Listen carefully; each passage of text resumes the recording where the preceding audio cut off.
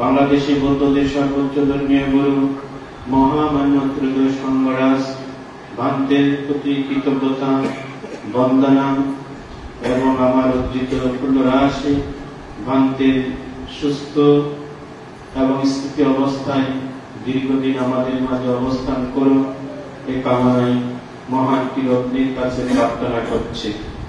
আমার বিক্ষুব্ধ জীবনের মহান ত্যাগদীপ্ত এই সাংঘিক জীবনে যার আশীর্বাদ লাভ করার সুযোগ লাভ করেছে, রাঙামাটি রাজবন বিহারের যিনি আত্মোদ্যোগ্য মহান সাধক সাদানন্দ মহস্তবীর বনবান থেকে বন্দনা নিবেদন করছে আন্তর্জাতিক খ্যাতি সম্পন্ন বৌদ্ধ পণ্ডিত, ত্রিপিটক অনুবাদক এবং বহু প্রতিষ্ঠানের জনক, বহু গুণী শিশু জন্মদাতা পরম শ্রদ্ধেয় প্রভাবংশ মহাতের মহোদয়কে বন্দনা নিবেদন করছে এবং যে পুণ্যভূমিতে আজকে আমরা সুন্দর একটি বিহার পুনর্নির্মাণ করি এবং এরকম ধ্যান কোর্স পরিচালনা করা, ধর্ম দেশনা করা, আপনারা ধর্ম দেশনা শ্রবণ করার সুযোগ লাভ করেছেন। আমাদের সকলের কল্যাণ মিত্র, সকলের আশীর্বাদ পরম শ্রদ্ধেয় মূর্তিপ্রদীপ জীবানন্দ মহাতের মহোদয়ের প্রতি কৃতজ্ঞতা চিত্তে বন্দনা নিবেদন করছে এবং এই পূর্ণ অনুষ্ঠানে আয়োজন করতে গিয়ে যিনি পরিশ্রম করে সুন্দর চিন্তা চেতনায় এরকম একটি পুণ্যকর্ম অংশগ্রহণ করার সুযোগ দান করেছেন এই বিহারের পরিচালক আমার প্রিয় শিষ্য সুধীর সকাইসমান জিনা বংশতের শাসনোদ্দিগ ভিক্ষু এবং এই বিহারের পশ্চিমী শান্তিনিকেতন বিহার পরিচালনাধীন সমাজ উন্নয়ন পরিষদ তথা সকল বৌদ্ধ সর্বজনসাধারণ যারা বিভিন্নভাবে সহযোগিতা করেন তাদের প্রতি কৃতজ্ঞতা চিত্তে এবং আশীর্বাদ পুণ্যদান করছে। সাথে সাথে ভাবনাকারী সমান উপাসক উপাসিকা সকলকে পুণ্যদান করছে। আপনারা দেখতে দেখতে আজকে কয়েকটি দিন অতিবাহিত হচ্ছে এবং আপনাদের মনের মধ্যে আস্তে আস্তে গভীরতা আনয়ন করতে হবে। আমরা একদিন, 2 দিন, 3 দিন করে আমাদের সময় পার হয়ে যাচ্ছে। আমাদের সময় অনেক মূল্যবান সময়, যে সময়ের মধ্যে আমাদেরকে অনেক কর্তব্য, অনেক পূর্ণ কাজ আমাদেরকে সম্পাদন করতে হবে। বিশেষ করে আপনাদেরকে গত এই যে 2 দিন দেশনা করেছি, এই যে পঞ্চনিবেদন এবং পঞ্চস্কন্ধ নামগুলো এটা নিয়ে দেশনা করেছিলাম। এগুলো যখন ভাবনাকারীরা ভাবনা অনুশীলন করে, এটা কিন্তু মানুষের যারা দুঃখ মুক্তি করতে চায় এবং পুণ্য সঞ্চয় করতে চায় তাদের মধ্যে এই সমস্ত বাধাগুলো চলে আসে। যদি সাধক সাধিকা এগুলো মন দিয়ে যখন গভীরভাবে যখন ভাবনা অনুশীলন করেন, তখন এই নিবারণ এবং পঞ্চস্কন্ধ এগুলো উপলব্ধি করতে পারে। যখন উপলব্ধি করতে পারে তখন কিন্তু তারা ভাবনার মধ্যে আস্তে আস্তে সফলতা লাভ করতে পারে। তাই পুণ্যার্থী উপাসক উপাসিকা, আপনারা এখানে এসেছেন প্রত্যেকে কষ্ট করার জন্য, পরিশ্রম করার জন্য, পুণ্য সঞ্চয় করার জন্য, অকুশল ত্যাগ করার জন্য, পুণ্যের দিকে চিত্তকে রমিত করার জন্য এবং অপবিত্র মনকে পবিত্র করার জন্য, অসংযত মনকে সংযত করার জন্য, অস্থির মনকে স্থির করার জন্য এখানে আপনারা এসেছেন। তাই আজকে আপনারা এমন একটি সুন্দর সুযোগ লাভ করেছেন, যেমন এখানে যদি আসা না হতো তাহলে আপনারা যারা শ্রমণ তারা দশটি পালন করার সুযোগ হতো না, যারা উপাসক উপাসিকা তারা অষ্টশীল পালন করার সুযোগ হতো না। এরকম নির্মাণ এই যে লাভ করার যে নিয়ম, যে পদ্ধতি, যে শিক্ষা অনুশীলন করার দরকার, সেগুলো অনুশীলন করার সুযোগ আপনারা লাভ করা কখনো সম্ভব হতো না। তাই আমি যে কথাটি ভাষণ করেছি, দিগো জাগরাতি রাত্রি দিগো শান্তা সায়োজনা দিগো ভলানাং সংসার সদ্ধম্মবিজানতা।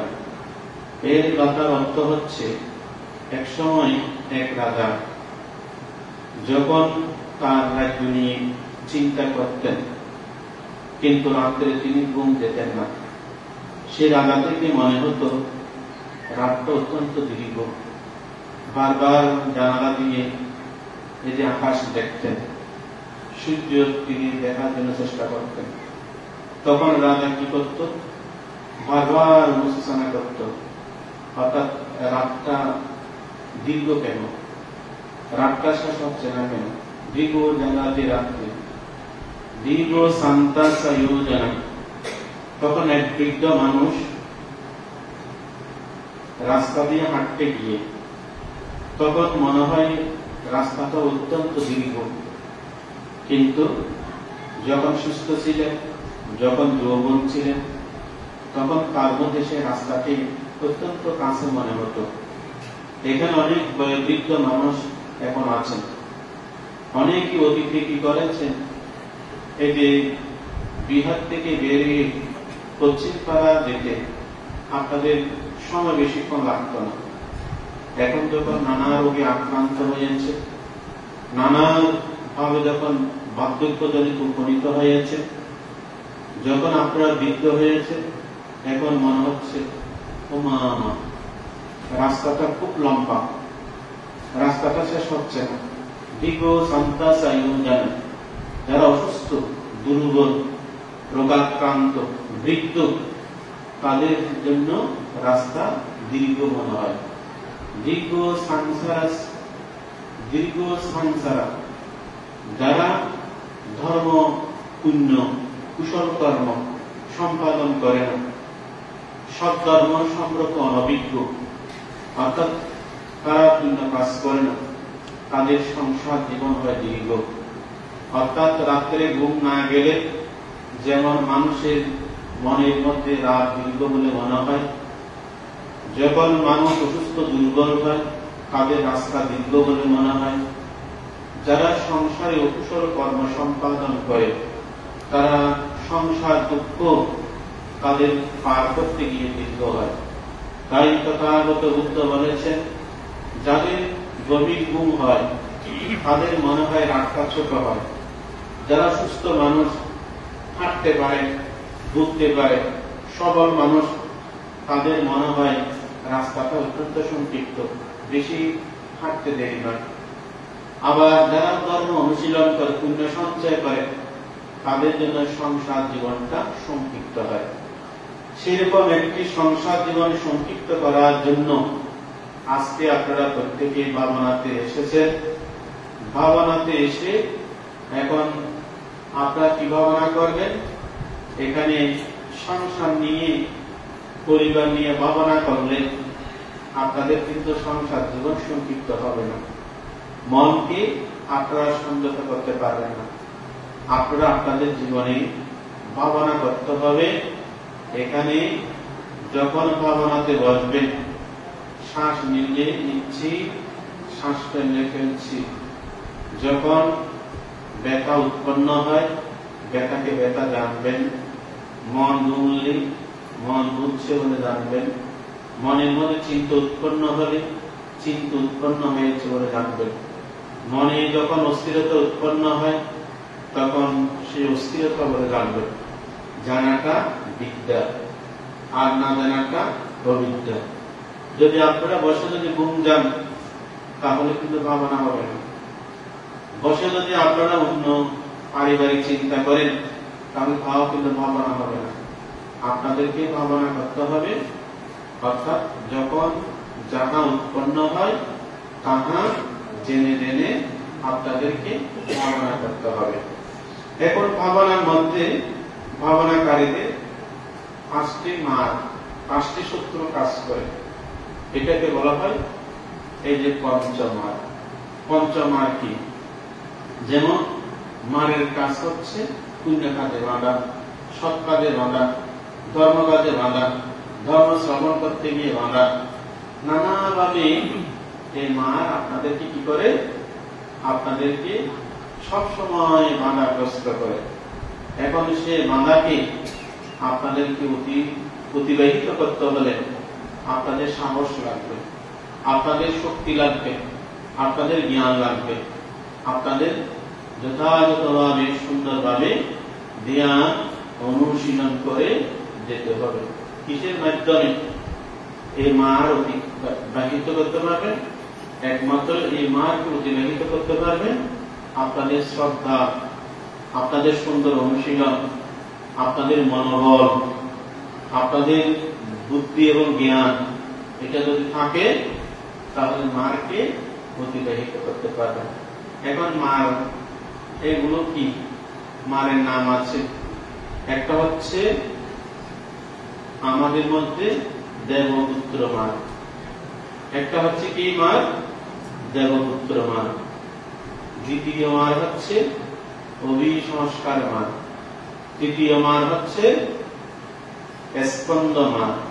চতুর্থ হচ্ছে ক্লেশ মার। পঞ্চম হচ্ছে মৃত্যু মার। মার কয় প্রকার? 5 প্রকার। কি কি মার? দেবপুত্র মার,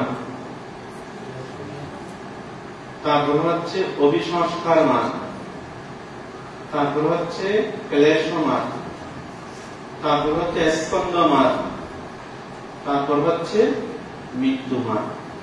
এখন এই মার আমরা অনেকে মনে করি এই যে ভাবনা বসলে আমাদের অদৃশ্য কোন ভূত, কোন প্রেত বা কোন যক্ষ আমাদেরকে হয়তো আক্রমণ করবে, কিন্তু এখন সে ভূত প্রেত আপনাদেরকে আক্রমণ করবে না।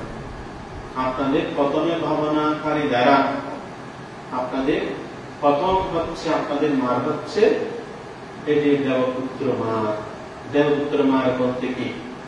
যখন সংসার ত্যাগ করে যখন আপনারা ভাবনাতে আসার জন্য সংকল্প করবেন, চিন্তা করবেন, আসার জন্য চেষ্টা করবেন, প্রথম মার হিসেবে পরিবারের অনেক সদস্য আপনাদেরকে বাধাগ্রস্ত করে, যেতে পারবে না, করতে পারবে না, পরিবার থেকে এতদিন সময় নিয়ে তুমি যেতে পারবে না।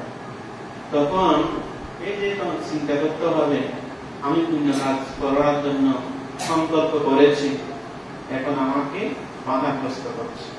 এটাই হচ্ছে আমার। অনেক সময় যখন ভাবনা করার জন্য আপনারা যাবেন, আসবেন, অনেক সময় অনেক মার অনেকভাবে প্রলোভন, অনেকভাবে আপনাদেরকে কি করে? ছলনা করে। অনেক সময় আপনাদেরকে কল্যাণ মিত্র রূপে আপনাকে ভাবনা করার জন্য বাধাগ্রস্ত করে, ভাবনাতে অন্তরায় করে, ভাবনাতে না যাওয়ার জন্য এই যে তারা কি বাধা হয়ে দাঁড়ায়। তখন সাধক সাধিকা চিন্তা করতে হবে, আমি সংকল্প করেছি সংসার জীবনে অনেক কষ্ট অনেক পরিশ্রম করেছি, এখন আমাকে এই সংসার পথ অতিবাহিত করে, আমাকে এই সংসার পথ অতিক্রম করে আমাকে জয় হতে হবে। তখন প্রার্থনা করতে হবে, অধিষ্ঠান করতে হবে এবং তাদেরকে বোঝানোর জন্য চেষ্টা করতে হবে, দেখো আমি সংসার জীবন দীর্ঘদিন করে যাচ্ছি, এখন তোমাদের জন্য অনেক কিছু করেছি, তোমরা আমাকে সহযোগিতা করো, তোমরা আমাকে বাধাগ্রস্ত করিও না, তোমরা আমাকে এইভাবে এই যে প্রতিবন্ধকতা সৃষ্টি করিও না, আমি একটু ভাবনা করে আসি। এইভাবে বুঝিয়ে, এইভাবে সব বুদ্ধি সব জ্ঞান দিয়ে, অর্থাৎ তাদেরকে সমতার মধ্যে দিয়ে দেবপুত্র মার্গে জয় করতে হয়।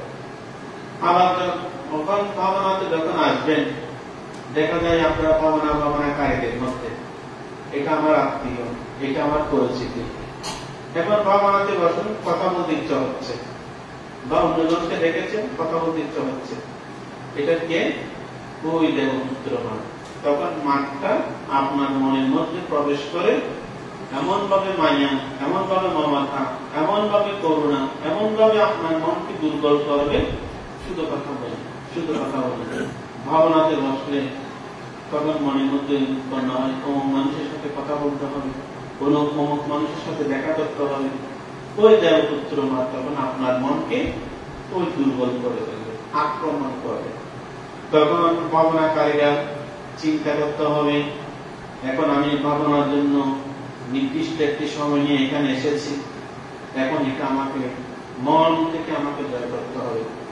এখন জয় করতে হলে কি এটা কি অস্ত্রের দরকার, বাহুবলের দরকার? এখানে এটাকে জয় করতে হলে জ্ঞানের অস্ত্র দরকার। জ্ঞান দিয়ে আমি তো জীবনে অনেক কথা বলেছি, এখানে এসে যে আমার কথা বলার অভ্যাস সংস্কার এটা আমি ত্যাগ করতে পারি না, এটা একটা মার্গ।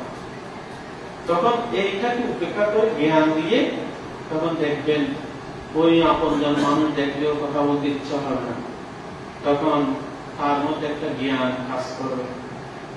আমি এখানে ভাবনাতে এসেছি, ওখানে গিয়ে কি আমি সমাধান করতে পারবো?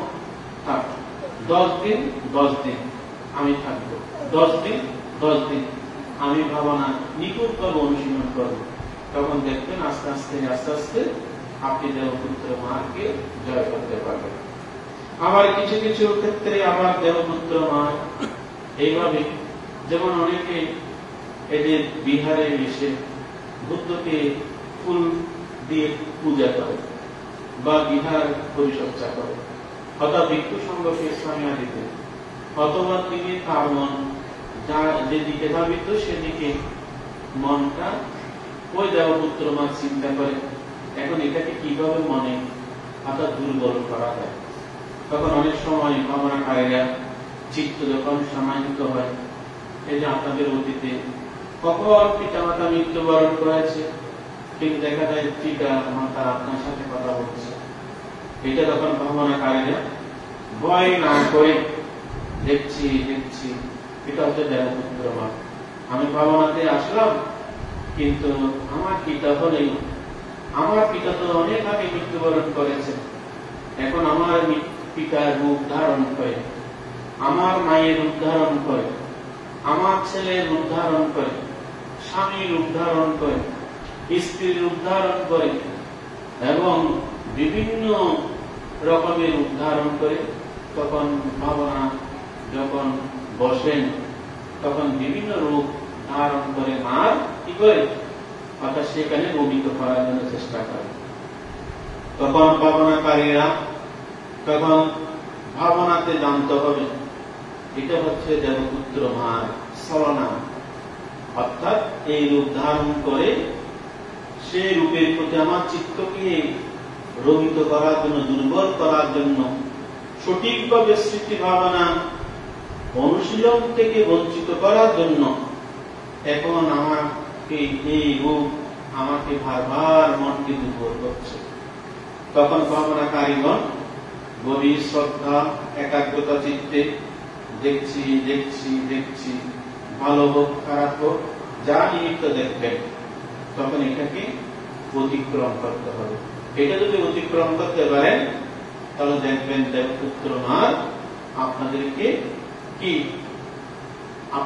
প্রলোভন দেখাতে পারবে না, নানা রকমের ছলনা করতে পারবে না, তখন মারকে আপনার জয় করতে পারবেন।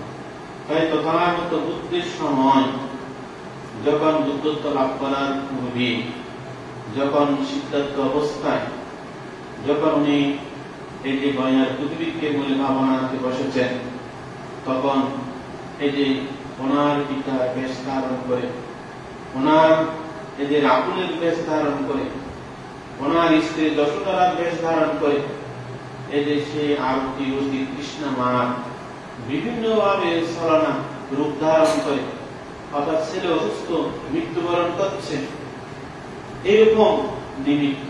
তখন এই মার বলে, সিদ্ধার্থ গৌতম, তুমি সংসার ত্যাগ করে এখানে এসেছো ভাবনা করতে, তোমার পুত্রের খুব অসুস্থ, তোমার পুত্রের এখন ডাক্তারের কাছে না গেলে মৃত্যুবরণ হবে, তুমি ধ্যান থেকে উঠে চলে যাও।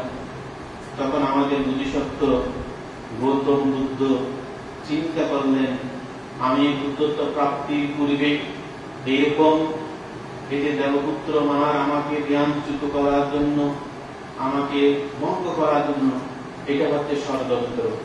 তখন তিনি কি করেছেন, ইহা মম জয় শুকাইয়া অস্থি মাংস কলাইয়ে ডুবিয়া না ডুবিয়া বুঝি জ্ঞান উঠিল না এই আসন হতে। তখন সে মারের কথা শুনে, মারের শব্দ শুনে, মারের ছলনা দেখিও তিনি সংকল্প করেছেন, আমি এই জ্ঞান লাভ না করা পর্যন্ত, চরম অভিষ্ট লক্ষ্যে পুষতে না পারা পর্যন্ত আমি এই আসন থেকে উঠব না।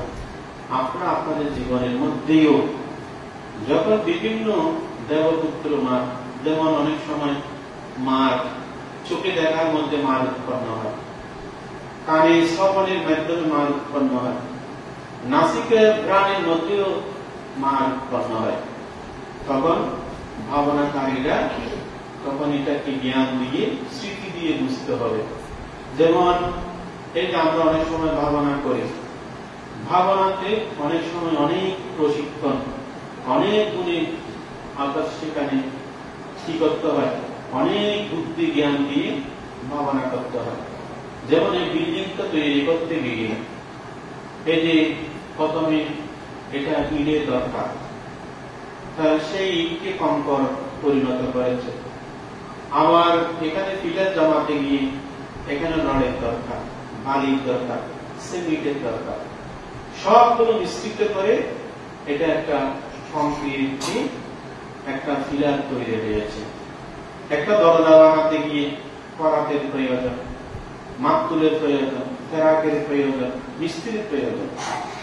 এখন এখানে মিস্ত্রি হচ্ছেন আপনারা। এখন এক একটা যন্ত্রাংশ যখন একটা জিনিস তৈরি করতে গিয়ে একটার বিষয়ের উপর নির্ভর করে একটা জিনিস পরিপূর্ণতা লাভ করতে পারে না। আপনারা ভাবনার মধ্যেই উন্নতি করতে গিয়ে আপনাদেরকে বিভিন্ন সময় বিভিন্ন মুখোমুখি হয়ে তখন আপনাদেরকে কি করতে হবে, যখন যেটা প্রয়োজন সেটা আপনাদেরকে এটা ভাবনা চালিয়ে যেতে হবে। কিভাবে যাবেন, যেমন আপনাদের মধ্যে যখন রাগ বা পাশে, তখন আপনাদেরকে মুক্তি ভাবনা করতে হবে। যখন আপনাদের চঞ্চলতা বা পাশে, তখন আপনাদেরকে উপেক্ষা ভাবনা করতে হবে। যখন আপনাদের মধ্যে এই যে ক্রোধ উৎপন্ন হয়, তখন সেখানে আপনাদেরকে মৈত্রী ভাব উৎপন্ন করতে হবে। যখন লোভ আসে, তখন সেখানে আপনাদের এই যে ভাবনা করতে হবে মনন স্মৃতি ভাবনা। যখন আপনার মধ্যে চঞ্চলতা, অস্থিরতা, রাগ, মান, আমিত্ব, অহংকার আসবে, তখন আপনাদেরকে অশুভ ভাবনা, অনিত্য ভাবনা, এটাকে আপনাদেরকে ভাবনা করতে হবে। এইভাবে যদি ভাবনা করেন সাধকগণ, দেখবেন আস্তে আস্তে আস্তে আস্তে আপনারা যে রোগ, সে রোগের ওষুধ দিয়ে আপনার চিত্তকে শান্ত করতে পারবেন, সমাহিত করতে পারবেন। সে কারণে এই যে অনেক সময় যদি বলেন মানতে দেবপুত্র মার, কোন দেবতা তো দেখছি, দেবপুত্র মার কোথায়? যেমন আপনি ভাবনাতে বসলেন, আপনার প্রিয় মানুষ চোখ বন্ধ করে আছে, কিন্তু আপনি এই যে ভাবনাতে বসেছেন, এখন কেউ যদি আপনার প্রিয় মানুষ কথা বলে, ও আমার মানুষ এসেছে, আমাকে দেখতে হবে, কথা বলতে হবে, ওই এটা হচ্ছে কি দেবপুত্রের মা। অর্থাৎ আপনি ওনার শব্দ শোনার সাথে সাথে আপনার মন সেদিকে নিয়ে গিয়েছে, সেদিকে আপনার মন রমিত করেছে, এটা হচ্ছে দেবপুত্রের মা। দেখা যায় একজন প্রিয় মানুষকে দেখেছেন, কিন্তু সংক্রমণ করার সময় আপনার মন এই যে চোখ চার হাতের মধ্যে না রেখে যত দেখেন কত দেখা দিচ্ছে ওই মা, এটা তখন ভক্ত হবে। অনেক সময় ভাবনাকারীদের বোধনের মাত্রা জ্ঞান সংযতে, আহারের সংযত হতে হবে। অর্থাৎ এই যে আপনারা পর্যবেক্ষণ করেন, এই আহার গুলো গ্রহণ করছে দেহকে সুস্থ রাখার জন্য, সমস্ত কুশল পাপকে দূর করার জন্য, শীল সমাধি প্রজ্ঞা অনুশীলন করে অর্থাৎ জন্ম জরা ব্যাধি মৃত্যু দুঃখের অধীন থেকে পরিত্রাণ পাওয়ার জন্য আমরা এই আহার ওষুধ রূপে গ্রহণ করছি। তখন দেবপুত্র মা কি করে, ও খাবারের মধ্যে মিশ্রিত হয়ে যায়, মনের ভিতরে যত খাবেন তত খাবার ইচ্ছে। তখন এই যে দেবপুত্র মা সবসময় আপনাকে খাবারের মধ্যে, সুখের মধ্যে, কর্ণের মধ্যে, দেহের মধ্যে, মনের মধ্যে, মানে কোনো না কোনো ভাবে আপনাদেরকে সবসময় বিরক্ত করবে। ভাবনাকারীগণ তখন চিন্তা করবেন, এটা আমার এরকম লাগছে কেন, আমার মধ্যে এরকম বারবার মন ওদিকে ধাবিত হচ্ছে কেন? এই মা, মা হিসেবে যখন ডাকবেন, দেখবেন দেবপুত্র মা সেখানে আর কোন উদ্ধার করতে পারবে না, আর কোন ছলনা করতে পারবে না। তখন মাকে আপনি জয় করতে পারবেন। যেমন তথাগত রূপের সময়কালে সারিপুত্রের একজন বোন ছিল, ওনার নাম ছিল চিরা। তখন সারিপুত্রের বোন একা একা ভাবনা করতেন একটা কুটিতে, কিন্তু সারিপুত্রের বোন ছিল কি, অর্থাৎ উনি কিন্তু অরহত ছিলেন। কিন্তু সারিপুত্র বোন কে বললেন মারে গিয়ে, তুমি এত সুন্দরী নারী, তুমি সংসার না করে একা একা এখানে বসে বসে তুমি ভাবনা কেন করছো?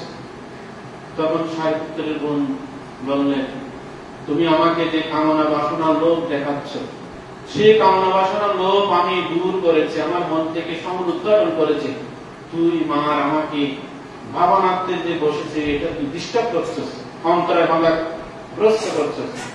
তখন মার এগুলো বুঝতে পেরে তখন ওই মার সেখান থেকে পলায়ন করলেন।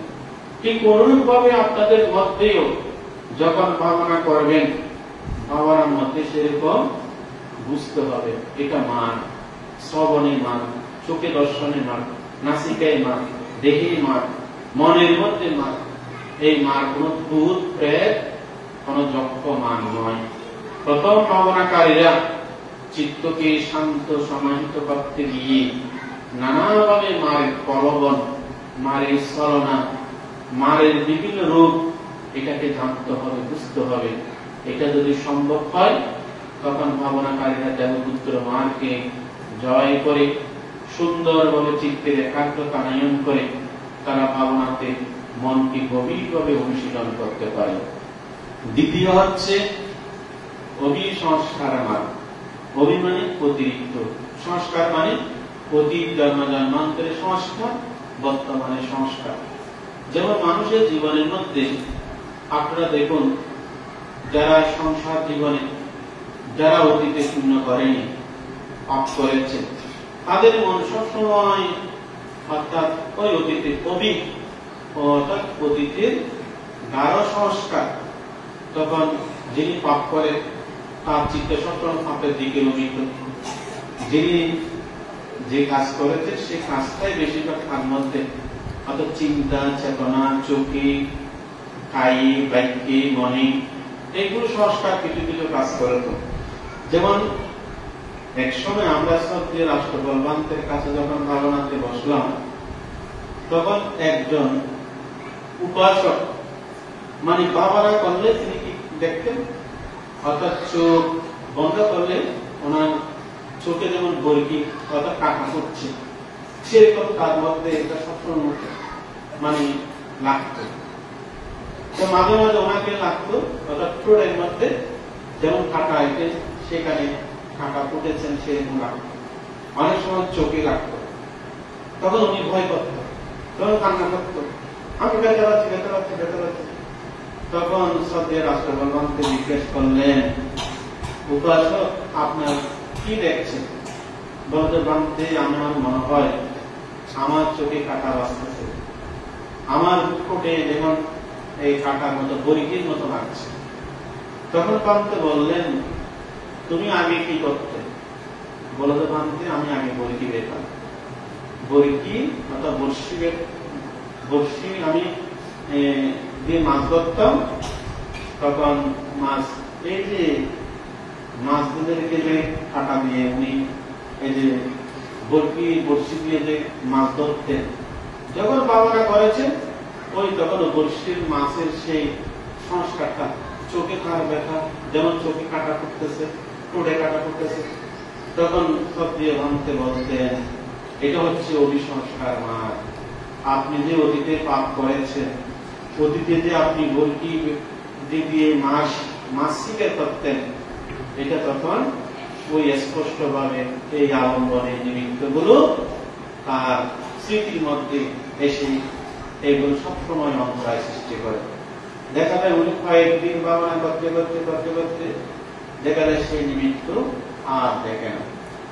আরেকটা আমাদের এখানে মোগলটলিত যখন ভাবনাতে বসেছেন একজন উপাসক শুধু সাপ দেখত, অর্থাৎ সাপে কি করত, তাকে সবসময় হারাতো।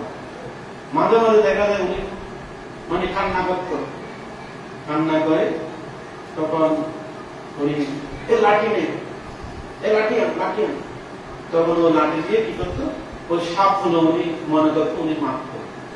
তখন আমি আমার ছোট বানতে তখন বলতো বানতে ওই উপাসকটা মানে কান্না করছে, তখন কান্না করতেছে, চোখ দিয়ে পানি বের হচ্ছে। তখন আমি পাশে গিয়ে বললাম, আপনি কি ভয় করতেছেন? বললেন হ্যাঁ। কেন দেন? বলে বানতে আমি সাপ দেখতেছি, সাপ আমাকে অর্থাৎ তাড়াচ্ছে, দূরাচ্ছে, আবার সাপকে আমি লাঠি দিয়ে মারতেছি, এটা দেখতেছি। তখন আমি বললাম, আপনি দেখছি স্মৃতি করেন, ভয় করবেন না। তখন কিছুক্ষণ পর আমি পাশে থেকে তার নিমিত্ত গুলোকে যেভাবে বললাম সেভাবে উনি করে, তখন সে নিমিত্ত উনি কেটে ফেললেন। কাটার পর স্বাভাবিক যখন হলো, তখন আমি আমার ভূমির তলায় নিয়ে গেলাম। তখন বললাম যে আচ্ছা, আপনি যে এরকম এরকম দেখেছেন, আপনার এটা কি কারণ? ব্রতভান্তে আমি গৃহী জীবনে অর্থাৎ আমি যত সাপ দেখেছি তত সাপ আমি কাটি দিয়ে মেরেছি, এটা আমার এখন ভাবনাতে উৎপন্ন হচ্ছে। এটা কি? অভিসংস্কার মান। যেমন অতীতে যারা বেশি কথা বলে তারা অনেক সময় ভাবনাতে অনকল কথা বলে, অথবা ভাবনা পৌঁছে আসলে তারা সেই কথা বলে। যেমন কোন মানুষ যদি এই যে কোনো আগে অতীতে পূর্ণ কাজ না করে, অপসংস্কার থাকে, তিনি ভাবনাতে আসলে মন বসাতে পারে না, মন অস্থির হয়ে যায়। অনেক সময় ভাবনা অর্ধেক করে চলে যায়, অনেক সময় তাদের মন এই যে বসা সম্ভব হয় না। কিন্তু ভাবনাতে বসলে অতীতের পুরনো সংস্কার ও কুশল সংস্কার ধ্বংস হয়, বর্তমান নতুন ভালো সংস্কার তিনি গড়ে তুলতে পারে। তাই অভিসংস্কার মান। যেমন অনেকে বিভিন্ন ভাবে বিভিন্ন নিমিত্ত বিভিন্ন কার্যকলাপে অনেক সংস্কার গুলো বেশি উঠে, তাই এই সংস্কার গুলোকে কি করে বাধাগ্রস্ত করে। তখন আপনার স্মৃতির মধ্যে যখন মন নিবেশ করবেন, কিন্তু অনেক সময় ভাবনাতে তখন আপনাদের মন বসে না, তখন অতীতের সংস্কার অভিসংস্কার গুলো আপনাকে বারবার কি করবে, আপনাকে আঘাত করবে। অতীতের সংস্কার গুলো কি করবে, তখন আপনাকে বারবার পিছনে টেনে আনবে। তাই এই অতীতের সংস্কার গুলোকে, অতিরিক্ত সংস্কার এগুলোকে ধ্বংস করতে হলে ভাবনাকারী বোন, আজ না পারলেও আমি কালকে পারবো, আজ না হলো আমি এই যে আমার এই অকুশল সংস্কার গুলোকে ধ্বংস করে আমাকে ভাবনা করতে হবে, আমার এই যে মন বসাতে হবে নিজের মনের জোরে, নিজের স্মৃতির জোরে, এবং তার অতিরিক্ত সংস্কার এগুলোকে পরিবর্তন করা সম্ভব। অর্থাৎ যাবতীয় কুশল সংস্কার এগুলোকে ত্যাগ করে কুশল সংস্কার আপনারা এগুলো নিয়োজিত করতে পারবেন। কিসের মাধ্যমে? একমাত্র স্মৃতির মাধ্যমে। তাই আপনারা প্রত্যেকে এই যে অভিসংস্কার মার্গ, যেগুলো অকুশল, অমঙ্গল, পাপ চিত্ত বসে না, সেই মার্গ এটা সবসময় আপনাদেরকে ভাবনাতে প্রতিবন্ধকতা সৃষ্টি করে। এই মার্গ ভাবনার মধ্যে দূর করতে পারলে আপনি যে কোনো সময় আপনার মৃত্যু হলেও কিন্তু কুশল সংস্কার আপনাকে আর গ্রাস করতে পারবে না। আপনার মধ্যে সবসময় পুণ্য চেতনা, পুণ্য স্মৃতি এগুলো আপনাকে ঊর্ধ্বগামী করবে। আরেকটি হচ্ছে আমাদের মধ্যে স্কন্দ মার্গ। যেমন স্কন্দ মার্গ হচ্ছে কি? স্কন্দ হচ্ছে আমাদের দেহ, পঞ্চস্কন্দ আমাদের দেহ। যেমন অনেক সময় পুণ্য কাজ করার সময় স্কন্দ মার্গ আপনাদেরকে বাধাগ্রস্ত করে, আবার এই স্কন্দ মার্গকে যেমন আপনাদেরকে পরিষ্কার করে বলি। যেমন অনেকে যারা অসুস্থ তারা কি ধর্মসভায় বসে পুণ্য কাজ করতে পারে? শারীরিক যন্ত্রণা, দুঃখের কারণে তারা পুণ্য কাজ করতে পারে না। তাহলে এটা কি মাতা বা পিতা, কোন আত্মীয় স্বজন আপনাকে পুণ্য না করার জন্য, ধর্ম না করার জন্য কি বারণ করেছে? এটা কিন্তু বারণ করেছে একমাত্র আপনার দেহ। আপনার দেহ আপনার শত্রু হয়ে যায়। কেন হয়? অসুস্থ হলে পুণ্য করতে পারেন না। যেমন অনেকে এখন বর্তমানে বর্ষাবাসে, এখন অনেকে কিন্তু অষ্টশী নিতে চান, কিন্তু এখন কিন্তু অষ্টশী নিতে পারে না রোগের কারণে। এটাও কিন্তু স্কন্দ মার্গ। এখন আপনারা অনেকে ভাবনা করার জন্য এখানে এসেছেন, ভাবতে আমি বেশিক্ষণ বসতে পারছি না, ভাবতে আমার কষ্ট হচ্ছে, কিন্তু এটা আপনারা অনুভব ও উপলব্ধি আপনাদের কিন্তু হচ্ছে না। যখন আপনার চিত্তকে শান্ত সমাহিত করতে পারবেন তখন বুঝতে পারবেন আমার দেহের ব্যথা বেদনা, এই ব্যথা বেদনা, দুঃখ কষ্ট, এটাও কিন্তু স্কন্দ মার্গ। তখন এই স্কন্দ মার্গকে জয় করতে হলে, ব্যথা উৎপন্ন হলে তখন আপনাকে বুঝতে হবে এই ব্যথাকে আমাকে অতিক্রম করতে হবে ধৈর্য দিয়ে, সহ্য দিয়ে এবং মৈত্রী দিয়ে।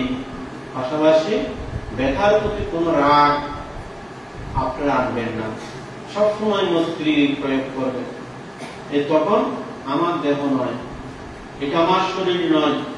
তখন ভাবনাকারীরা অনাত্ম জ্ঞান, আমার নয় এ দেহ, এটা জল, এটা তাপ। যখন ব্যথা যখন গরম হয়, উত্তপ্ত হয়, এটা তাপ। যখন ব্যথা এখান থেকে এখানে সঞ্চালন করে, এটা বায়ু। যখন আপনারা এই যে মাটির মতো পা নাড়াচাড়া করতে পারছে না, শরীর ব্যথা করছে, মাটির টুকরো বলে মনে হচ্ছে, এটা মাটি। তখন এটা আমার দেহ নয়। এইভাবে যখন অনাত্মা জ্ঞান দিয়ে তখন আপনারা যখন এই যে স্কন্দ মার্গ, এটা আমার এখানে ব্যথা, স্কন্দ মার্গ, এখানে আমার জ্বালানি পোড়ানি, এটা স্কন্দ মার্গ, এখানে আমার শরীরে ব্যথাগুলো এখানে নাড়াচাড়া করছে, স্কন্দ মার্গ। উপেক্ষা দিয়ে যখন এই স্কন্দ মার্গকে যখন জয় করতে পারবেন, দেখবেন আপনার চিত্ত শান্ত হয়ে যাবে, আপনার চিত্ত তখন স্থির হয়ে যাবে। তখন নিজের দেহ অনেক সময় পুণ্য কাজ করার জন্য বাধাগ্রস্ত করে, নিজের রোগ অনেক সময় পুণ্য কাজ করতে গিয়ে আপনাদেরকে অন্তরায় করে, ধ্যান করতে ধারণ করে, অষ্টশী নিতে পারে না, বিহার যেতে পারে না, ধর্ম শ্রবণ করতে পারে না। এটা কোন মার্গ? স্কন্দ মার্গ। আর স্কন্দ সুস্থ থাকতে আপনাদেরকে পুণ্য করতে হবে। আরেকটা হচ্ছে ক্লেশ মার্গ। ক্লেশ মার হচ্ছে কি? এই যে লোভ, দেশ, মান, আমিত্ব, অহংকার। অনেক সময় এগুলো হচ্ছে চিত্ত ক্লেশ। যেমন চিত্ত ক্লেশ হচ্ছে কি? অনেকে ভাবনা করতে পারে না, অনেকে দুঃখ মুক্তি লাভ করতে পারে না। কেন? লোভের কারণে। লোভের কারণে মন যখন বসাতে পারে না, একটার পর একটা ওই যে উপাদান হেতু, অর্থাৎ একটা পরিপূর্ণ হলে আরেকটা পরিপূর্ণ করতে চাই। যখন এইভাবে যখন লোভচিত্ত যখন কাজ করে, তখন তারা অনেক সময় ভাবনা করতে পারে না। এটা কোন মার? এটা হচ্ছে লোভযুক্ত ক্লেশ মার। আপনার মধ্যে যদি রাগ উৎপন্ন হয়, যেমন কোন ভাবনাকারী কোন সময় যদি রাগ উৎপন্ন হয়, বলে তো ভাবতে আমি মন বসাতে পারি না, ওই রাগের কারণে আমার মনটা সময়টা চলে গিয়েছে, আমার আরো অশান্তি লাগছে, তাহলে সে রাগ এটা কি মার? কি বাহিরের মার? এটা হচ্ছে আপনার মনের মার। এটা হচ্ছে কি? ক্লেশ। এটা কোন ক্লেশ? দেশযুক্ত ক্লেশ। আর মোহযুক্ত ক্লেশ, যেমন আপনারা অনেক ভাবনাকারী দেন, এই যে বাড়িতে বা বাসায় অনেকে সম্পদ নানা রকম, হয়তো টাকা, অলংকার বা মূল্যবান সম্পদ অথবা পুত্র সন্তান অনেকে রেখে এসেছেন। তাহলে ভাবনাতে যখন বসেছেন তখন ওইগুলো মনে করছে। এটা কি? মোহ, অর্থাৎ মোহযুক্ত ক্লেশ। এই মোহযুক্ত ক্লেশ যখন ভাবনাতে বসলেন, মন চলে গিয়েছে, আমি অমুক জিনিসটা ওখানে রেখে এসেছি ঠিক আছে কিনা, বা আমার অমুক এদের ছেলে মেয়ে ওগুলো ঠিক আছে কিনা, তখন এটা হচ্ছে মোহযুক্ত ক্লেশ। এই লোভযুক্ত ক্লেশ, মোহযুক্ত ক্লেশ, দেশযুক্ত ক্লেশ, এটা কিন্তু ক্লেশ শব্দজ্ঞ হলেও, একটা হলেও কিন্তু এটা কার্যকারিতা, এটা থেকে মুক্তি পাওয়া খুব কঠিন। এটা কিন্তু দুর্বিষহ, এটার দ্বারা অনেক দুঃখ, অনেক কষ্ট পেতে হয়। তাই পুণ্যার্থী উপাসক উপাসিকা, দুঃখ মুক্তি কামীগণ, ভাবনাকারীগণ, এটাই একমাত্র আপনার ভাবনা দিয়ে জানতে পারবেন। এই লোভ এটা আমাকে বারবার দুঃখ প্রদান করে, এই লোভ আমাকে বারবার নরকে যাওয়ার মতো কর্ম সৃষ্টি করে, এই লোভ আমাকে পুণ্য কাজে বাধাগ্রস্ত করছে। এটা হচ্ছে ক্লেশ মার। দেশচিত্ত যখন উৎপন্ন হয়, ভাবনাকারীরা মনের মধ্যে শক্তি উৎপন্ন করে, এই রাগ, এই দেশ, এই ক্রোধ, এটা হচ্ছে আমার ক্লেশ মার, অর্থাৎ দেশযুক্ত ক্লেশ। এই ক্লেশ যখন উৎপন্ন হয়, তখন আমার হিতে জ্ঞান শূন্য হয়ে যায়, তখন আমার বিচার করার ক্ষমতা বিলুপ্ত হয়ে যায়। তখন ভাবনাকারীরা, তখন তারা ভাবনা দিয়ে, জ্ঞান দিয়ে তারা বুঝতে পারে এটার দেশযুক্ত ক্লেশ।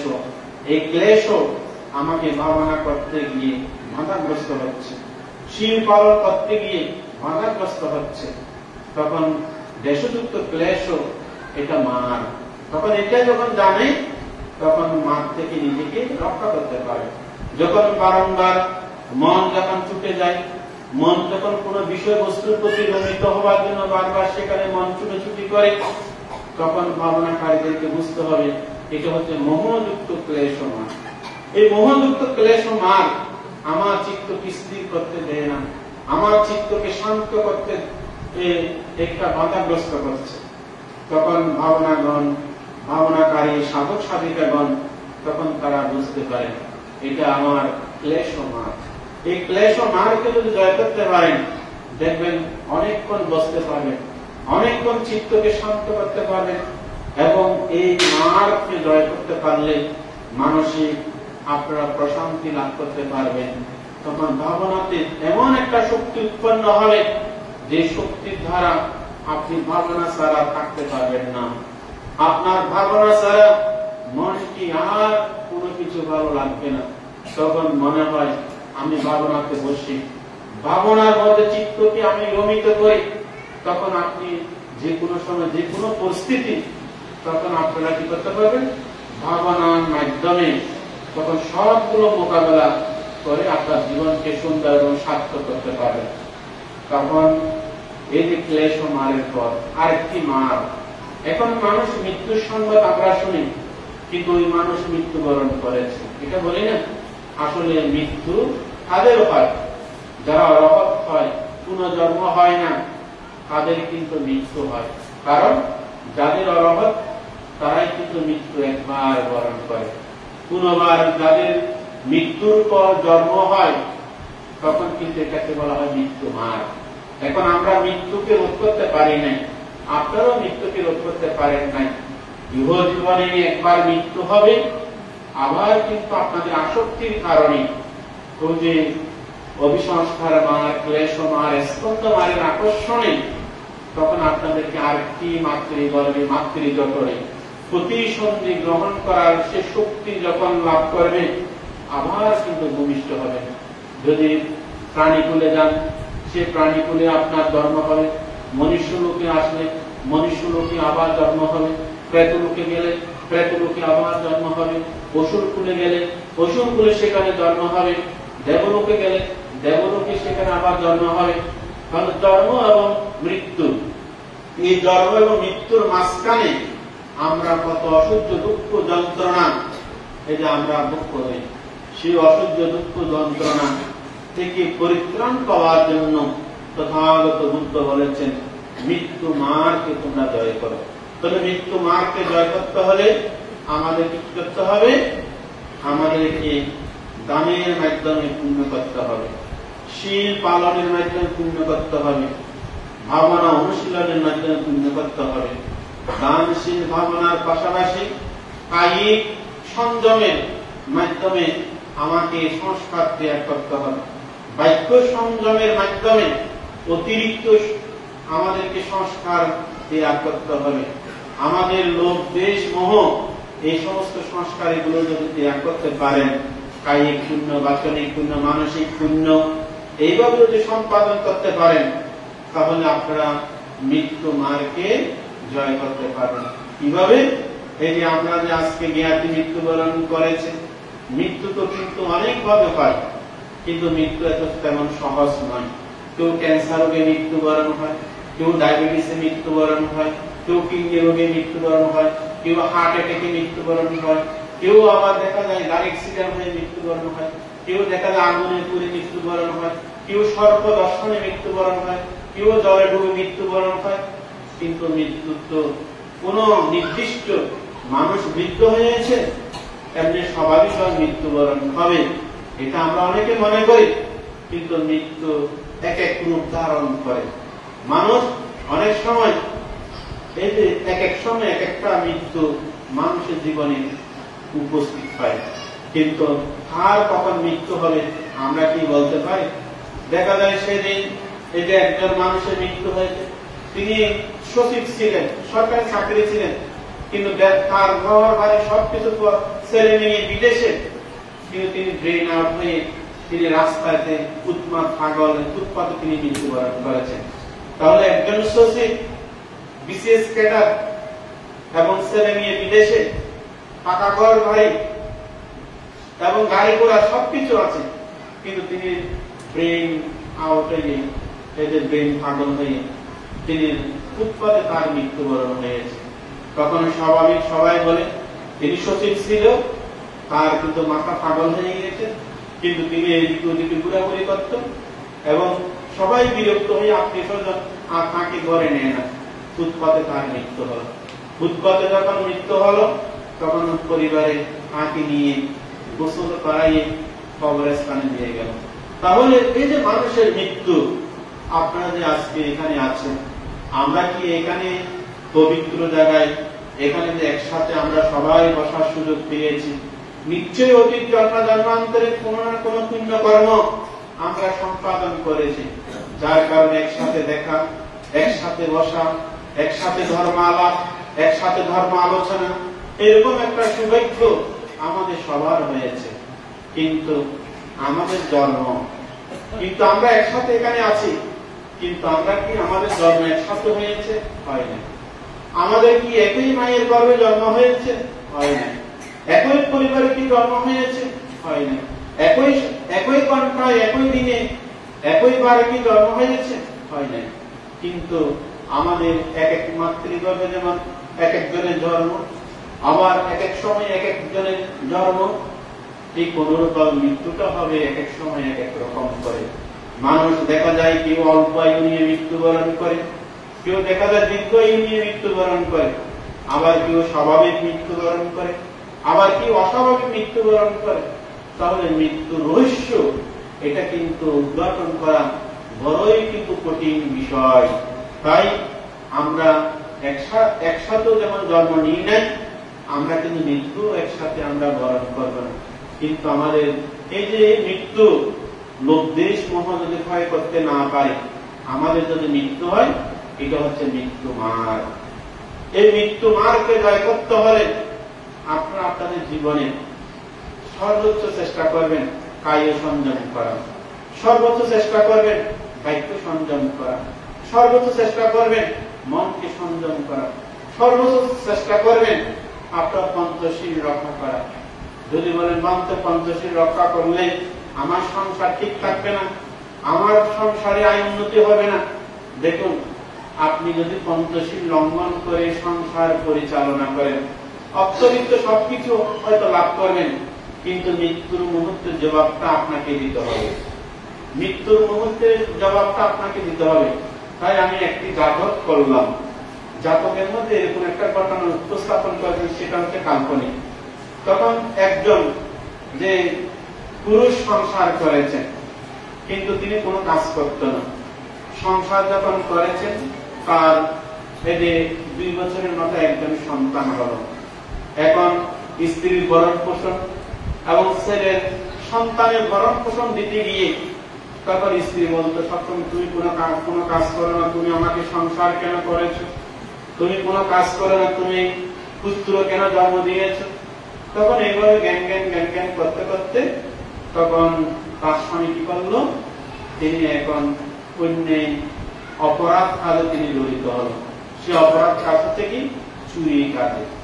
তখন তিনি চিন্তা করলেন, এখন আমি কোনো কাজ যখন করতে পারি না, লেখাপড়া যখন আমার নাই, তাহলে আমার সংসারে আমি ভরণ পোষণ করার জন্য আমি চুরি করব। এখন চুরি একদিন করলেন, এখন এনে তার স্ত্রীকে টাকা এনে দিলেন এবং পুত্রকে শার্ট প্যান্ট সবকিছু এনে দিলেন। সবাই কিন্তু ভালো করে চলছে। একদিন গেল, 2 দিন গেল, মাস গেল, হঠাৎ করে এক চুরি কাজ করতে গিয়ে ধরা পড়ল। ধরা পড়ার পর এখন তাকে এখন শাস্তি দেওয়া হচ্ছে। এখন এমন ক্ষেত্রে আঘাত করলো, তার সারা শরীর দাগ, তার সারা শরীর মানে কত বিক্ষত। তখন এখন সবাই মুখোমুখি বলা বলি করছে, রেডিও টেলিভিশন প্রচার হচ্ছে, এরকম তার চুরি কাজে ধরা পড়েছে। এখন পুলিশে আসলো তার ঘরে, এখন তার স্ত্রীর সন্ধান করছে, আপনার স্বামী এখন তো চুরি কাজে ধরা পড়েছে, আপনাকে সাক্ষী দিতে হবে। আমি কেন সাক্ষী দেব? চুরি কি আমি করেছি? উনি করেছে চুরি, আমি কেন সাক্ষী দেব? এখন ছেলের কাছে গেলেন, বললো দেখো তোমার বাবা চুরি কাজে ধরা পড়েছে, এখন তোমার বাবা কি চুরি করেছে না করে নাই, এটা তোমাকে সাক্ষী দিতে হবে। আমার এখন মান সম্মান, আমি বড় হয়েছি, আমার বাবা চুরি করেছে, আমার বাবা অপরাধ করেছে, আমি কেন সেখানে থানায় গিয়ে আমি এদের সাক্ষী দেব?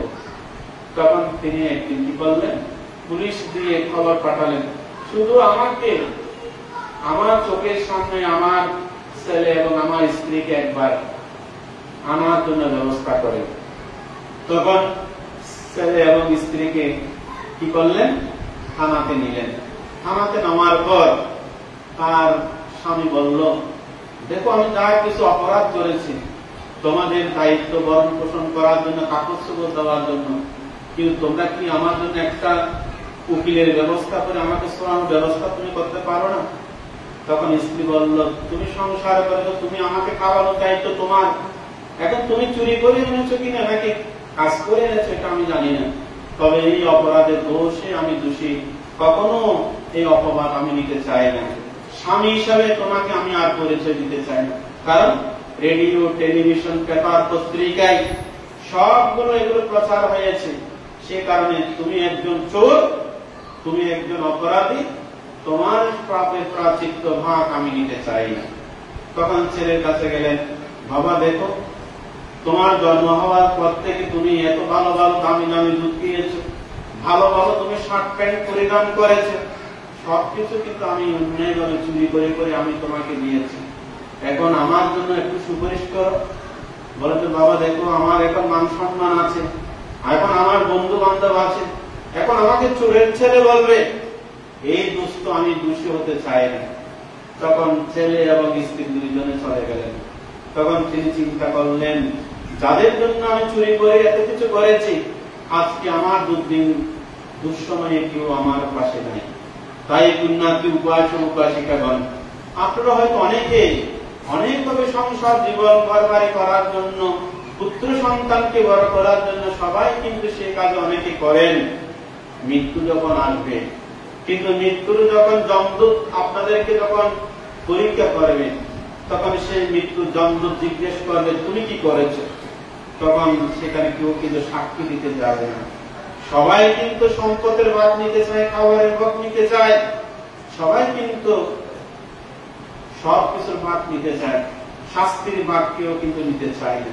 আপনারা আপনাদের জীবনে এই মৃত্যু মারকে যদি জয় করতে হয়, কিন্তু আপনাদের কি করতে হবে, নিজে একমাত্র ধর্ম অনুশীলনের মাধ্যমে আপনারা নিজেকে সদা এর পূর্ণ কাজে নিজে নিজে কর্ম সম্পাদনের মাধ্যমে দুর্লভ মানব জীবনকে সার্থক করার জন্য কাম্যা কুম্মি কাম্যা দায়ালু কাম্যা বন্ধু কাম্যা পাটিশ্বরণ ইয়াং কাম্যং কারিস্বামী কল্যাণং বা পাতকঙ্গতস্য দায়ালু। অর্থাৎ তথাগত বুদ্ধ বলেছেন, কর্মই তোমার বন্ধু, কর্মই তোমার শরণ, কর্মই তোমার ভবিষ্যৎ যে মানে পাপীয় নির্ধারণ, কর্মই একমাত্র সুখ করবে, কর্মই একমাত্র তোমাকে দুঃখী করবে। আজকে আমরা প্রত্যেকে মানুষ হয়ে জন্মগ্রহণ করেছি, মাতা পিতা হয়তো দুইজন সংসার করেছে বটে, কিন্তু মাতা পিতা ঘরে আসার পিছনে আপনার পঞ্চশীলময় পুণ্যের প্রভাব। শীল পালন করেছেন বলে মানুষ হয়ে জন্মগ্রহণ করেছেন। যদি শীল যদি পালন না করতেন, অনেক মাতা পিতার ঘরে অন্ধ, অনেক মাতা পিতার ঘরে বিকলাঙ্গ, অনেক মাতা পিতার ঘরে বোবা উন্মাদ ছাগল, অনেক মাতা পিতার ঘরে দেখা যায় শিশু জন্ম হতে মৃত্যু, অনেকেই অল্প আয়ু নিয়ে মৃত্যুবরণ করেছেন। তাহলে এটা কি মাতা পিতার দোষ? অল্প আয়ু নিয়ে যে মৃত্যুবরণ করেছেন এটা মাতা পিতার দোষ নয়, এটা হচ্ছে তার কর্মের দোষ। অনেকে অন্ধ নিয়ে জন্মগ্রহণ করেছেন, প্রত্যেক পিতা মাতা চায় আমার একটা ভালো সন্তান সন্ততি হোক, কিন্তু দেখা যায় সে ঘরে তার অন্ধ পুত্র সন্তান। অনেকে দেখা যায় বলে যে আমার ছেলে জ্ঞানী বুদ্ধিমান হোক, কিন্তু অনেক ছেলে তার উন্মাদ ছাগল। কিন্তু এটা তো মাতা পিতার নয়। তিনি পঞ্চশীল লঙ্ঘন করেছেন, তিনি চোখ অন্ধ হয়ে জন্মগ্রহণ করেছেন, তিনি বোবা হয়েছেন, তার অতীতে পঞ্চশীল লঙ্ঘন করেছেন। অল্প আয়ু নিয়ে জন্মগ্রহণ করেছেন, তিনি অতীতে তিনি পাপ কর্ম সম্পাদন করেছেন। তাই পুণ্যার্থী উপাসক উপাসিকা, আপনারা যদি জন্মকে যদি রোধ করতে চান, জন্মকে যদি সংক্ষিপ্ত করতে চান এবং মৃত্যু মারকে যদি আপনারা চিরতরে জয় করতে চান, আপনাদের ধর্মভিত্তিক পঞ্চশীল জীবন যাপনের মাধ্যমে আপনারা সবসময় কুশল কর্ম সম্পাদন করবেন। শুধু আপনারা অনেকে মনে করেন আমি একবার পঞ্চশীল নিয়েছি, পঞ্চশীল নেওয়ার পর আমাকে অনুশীলন করতে হবে না।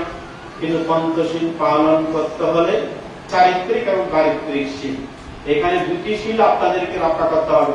চারিত্রিক হচ্ছে চরিত্রকে সুন্দর করা, পারিত্রিক হচ্ছে বাক্যকে সংযম করা। কিন্তু অত্যন্ত পরিতাপ এবং দুঃখের বিষয়, অনেকে বিহারে আসে, অনেকে পঞ্চশীল অষ্টশীল পালন করে, মাতা পিতাকে কথা বলতে ছাড় দেয় না।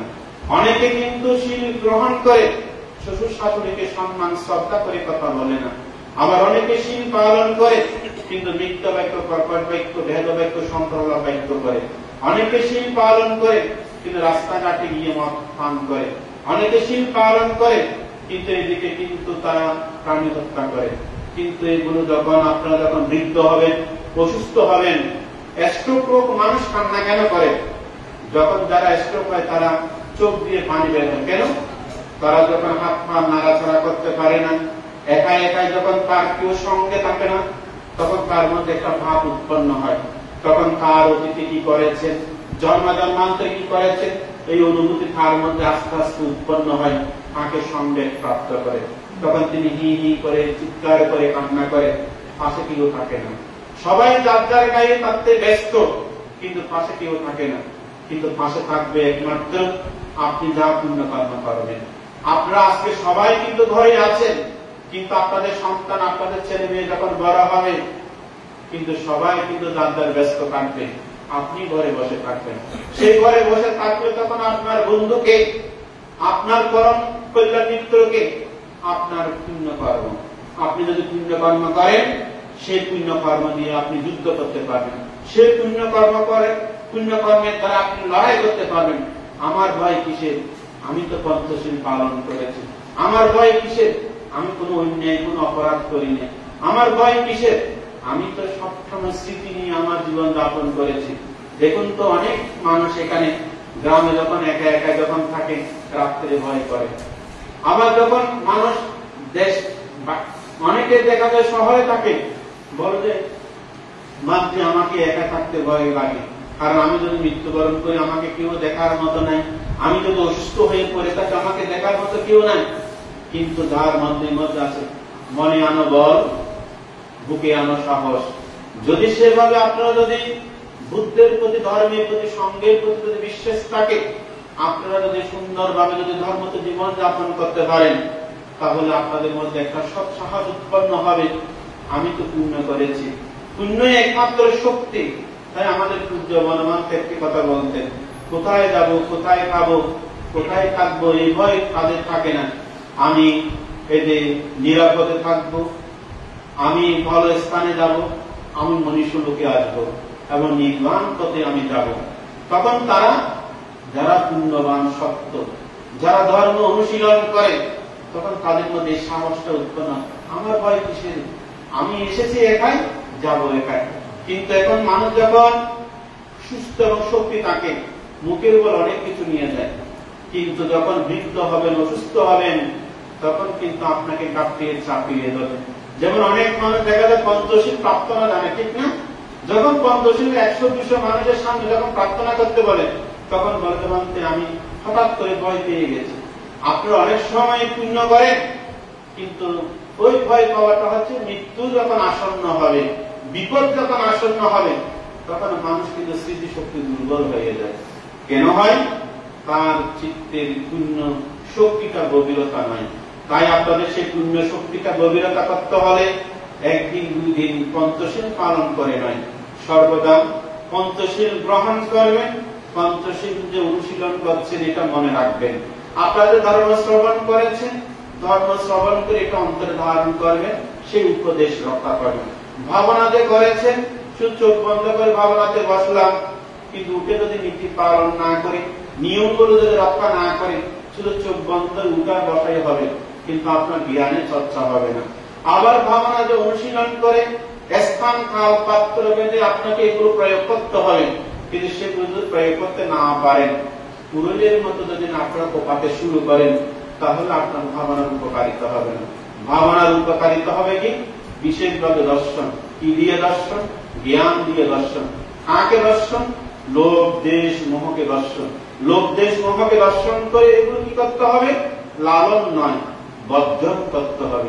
যদি সেভাবে যদি বর্জন করতে পারেন, তাহলে ভাবনায় আপনার জীবনে জ্ঞান উৎপন্ন হবে, প্রজ্ঞা উৎপন্ন হবে। প্রজ্ঞার অপর নাম হচ্ছে লোভ, দেশ, মোহকে ধ্বংস করা। যেমন আমাদের মাতৃজাতি নারীরা প্রতিদিন রান্না করতে গিয়ে, আপনারা তরকারি কুটতে গিয়ে কুচি কুচি করে যেভাবে যে কুটেন, সেভাবে ধারালো দানা দিয়ে যেমন আপনাদের তরকারি কুটেন, ঠিক অনুরূপ ভাবে ধারালো জ্ঞান দিয়ে আপনাদের লোভ, দেশ, মোহগুলোকে কুটে সেগুলোকে শেষ করতে হবে। আপনার দেহকে আঘাত নয়, মনকে আঘাত নয়, আপনার লোভ, দেশ, মোহকে আঘাত করতে হবে। তাই পুণ্যার্থী উপাসক উপাসিকাগণ, এই পঞ্চমারের মধ্যে মৃত্যু মার কিন্তু সহজ নয়। মৃত্যু মারটা মানুষের মধ্যে দেখেন, আপনারা সামান্য অসুস্থ হলে আপনারা কিভাবে চটপট করেন। যখন আমাদের নিঃশ্বাসটা যখন বন্ধ হবে, মানুষ দেখে যতই অসুস্থ হোক না কেন, এই যে ক্যান্সারে আক্রান্ত, তারা জানে নিশ্চিত আমি মৃত্যুবরণ করব, কিন্তু মৃত্যুর আগে 30-35 হাজার টাকা একটা ইনজেকশন দিয়ে তারা বাঁচতে চায়। কেন বাঁচতে চায়? মৃত্যুবরণ কেউ করতে চায় না। তাই আমরা অনেকে বলি আমার মৃত্যু হলে ভালো হবে। মৃত্যুটা কিন্তু সহজ নয় মা বাবা, মৃত্যুটা খুব কঠিন। তাই মৃত্যুটাকে যদি সহজভাবে আলিঙ্গন করতে হয়, তাহলে আপনারা পুণ্য করে করে পারামি পরিপূর্ণ করতে হবে। এমন ভাবে পুণ্য করে পুণ্য সংস্কার আপনাদেরকে পরিপূর্ণ তানায়ন করতে হবে যে মৃত্যুর সময় আমার ভয় কিসের, আমি তো শীল পালন করেছি। আমার ভয় কিসের, আমার কোন নরকের কোন নিমিত্ত আমার আসার কোন সম্ভাবনা নেই। আমার ভয় কিসের, আমি মৃত্যুর পর কখনো নরকে যাব না। তখন আপনি স্বর্গীয় নিমিত্ত, স্বর্গীয় আপনার চিন্তা চেতনায় মনকে সে আলো আলো উদ্ভাসিত যখন করবে, তখন আপনি লোক ত্যাগ করে পরলোকে গমন করতে গিয়ে হেসে হেসে আপনি উপরে যেতে পারবেন।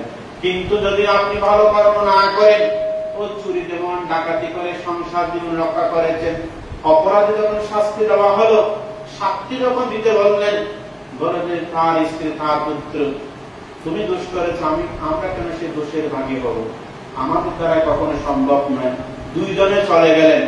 কিন্তু এখানে একমাত্র ভরসা আপনারা যদি পুণ্য করেন, সে পুণ্যই বলবে তোমার সমস্ত বিপদে রক্ষাকারী আমি, তোমার মৃত্যু আগ পর্যন্ত আমি আছি, তোমাকে আমি উদ্ধার করে ছাড়ব। সেই উদ্ধার করে ছাড়বে একমাত্র আপনার কৃত পুণ্য কর্ম। তাই বলা হচ্ছে কুশলাস্য উপসম্পদা, কুশল কর্ম যদি সম্পাদন করেন, সেই কুশল কর্মই আপনাদেরকে রক্ষা করবে, সেই কুশল কর্মই আপনাদেরকে উদ্ধার করবে, সেই কুশল কর্ম সমস্ত আপদ বিপদ থেকে আপনাদেরকে রক্ষা করবে। তাই কুশল কর্ম করার উপযুক্ত স্থান এই দুর্লভ মানব জীবন। মানব জীবন ব্যক্তি রেখে দিব্য প্রাণীতে জন্মগ্রহণ যদি করেন, সেখানে কোন পুণ্য কাজ করার সুযোগ নাই। আবার যদি নরকে যদি গমন করেন, সেখানেও কিন্তু কুশল কর্ম করার সুযোগ নাই। স্বর্গে যদি গমন করেন, সেখানে শুধু পুণ্যভোগ করবেন, কিন্তু সেখানে পুণ্য করতে পারবেন না। মানব জীবন সুখ এবং দুঃখ মিশ্রিত জীবন হলেও কিন্তু মানব জীবনের মধ্যে পুণ্য করতে পারেন। যেমন আপনারা হয়তো কিছুদিন আগে অসুস্থ ছিলেন, এখন সুস্থ হয়েছেন, ভাবনাতে এসেছেন। হয়তো কিছুক্ষণ আগে মন খারাপ ছিল, এখন কিন্তু মন ভালো কারণে আপনারা এখন পুণ্য কাজ করতে পারছেন। সে কারণে তথাগত বুদ্ধ বলেছেন, নরকে সত্যগণ সেখানে শুধু দুঃখ আর দুঃখ, সেখানে পুণ্য কাজ করতে পারে না। আর যারা স্বর্গবাসী, সেখানে শুধু সুখের মধ্যে বিবোধ থাকে, তারা পুণ্য করার সে চেতনা থাকে না। মানব জীবনের মধ্যে সুখ দুঃখ মিশ্রিত হলেও তারা কিন্তু পুণ্য করতে পারে এই মানব জীবন। তাই তথাগত বুদ্ধগণ যত রকম পারামি পরিপূর্ণ করেছেন, সবাই কিন্তু মানব কুলে এসে পারামি পরিপূর্ণ করেছেন। যারা অরহত্ত বলে প্রতিষ্ঠিত হয়েছে, তারা সবগুলো কিন্তু মানব কুলে এসে পারামি পরিপূর্ণ করেছেন। আজকেও যে আপনারা ধ্যান করে পারামি পরিপূর্ণ করছেন, এটা মানব কুলে এসেছেন বলে। তাই এই মানব জীবনটা হচ্ছে দুর্লভ।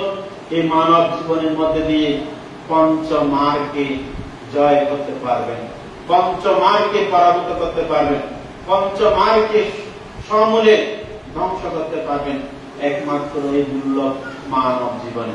আপনাদের দুর্লভ মানব জীবনে ধ্যান অনুশীলনের মাধ্যমে প্রজ্ঞা উৎপন্ন হোক। সকলকে আমি মৈত্রীময় আশীর্বাদ জানিয়ে আমার শব্দমদেশনা, পঞ্চমারের শব্দমদেশনা এখানে শেষ করছি। সকলে ভাবনাময় জ্ঞান দিয়ে প্রজ্ঞা উৎপন্ন করুন, প্রজ্ঞার মাধ্যমে নির্বাণ সাক্ষাৎ করুন এবং আমার অতীত দেশনাময় পূর্ণ রাশি আমার পরম কল্যাণ মিত্র পরম স্বর্গীয় ত্রয়োদশ সংগ্রাম গ্রন্থের উদ্দেশ্যে বন্দনা সহকারে কৃতজ্ঞ চিত্তে পুণ্যদান করছি। বান্তের শুভ মারের প্রভাব থেকে, শারীরিক দুর্বলতা থেকে, শারীরিক অসুস্থ থেকে, সম্পূর্ণ সুস্থ থেকে স্থিতিবান অপ্রমত্ত হয়ে এবং বুদ্ধের সেই চতুরাজ্য সত্য দর্শন করো, এই কামনায় আমার অর্জিত পুনরাশি দান করছি এবং বন্দনা জ্ঞাপন করছি। আমার অর্জিত পুনরাশি আমার বিক্ষুব্ধ জীবনে পরম কল্যাণ মিত্র পরম শ্রদ্ধেয় গুরুদেব বদন্ত প্রভাবংশ মহাতের মহোদয়ের প্রতি কৃতজ্ঞতা ষষ্ঠাঙ্গ বন্দনা নিবেদন করছি।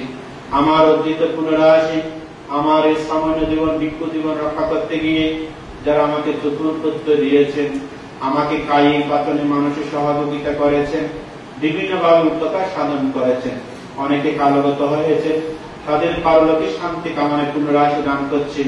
অনেকে জীবিত আছেন, অনেকে দেশে এবং বিদেশে আছেন। সকল কল্যাণ মিত্র জ্ঞাতি উপকারীদের প্রতি কৃতজ্ঞতা স্বীকার করে আমার বিক্ষুব্ধ জীবনের সঞ্চিত অর্জিত পুনরাশি তাদের প্রত্যেকের মঙ্গল কামনায় পরিবার পরিজন নিয়ে সুখে শান্তি থাকার জন্য আমি কৃতজ্ঞ চিত্তে আশীর্বাদ করছি। পাশাপাশি পুনরাশ দান করছি আমার প্রিয় ভাজন আমার জিনবংশ ভিক্ষুর সুস্থ নিরোগ দীর্ঘায়ু জীবন কামনা এবং শাসন তিলক ভিক্ষুর সুস্থ নিরোগ দীর্ঘায়ু বাবা বিমণ্ডিত জীবন কামনায় পুনরাশ দান করছি। পশ্চিম বিনায়কের শান্তি নিকেতন বিহারের সকল দায়ক দায়িকা এবং পশ্চিম বিনায়কের শান্তি নিকেতন বিহারের সমাজ উন্নয়ন পরিষদের সকল কর্মকর্তা বৃন্দ এবং যারা রান্না করেন, যারা সেবা করেন, যারা দান করেন, সকলের প্রতি কৃতজ্ঞ চিত্তে আমাদের অর্জিত পুনরাশ দান করছে।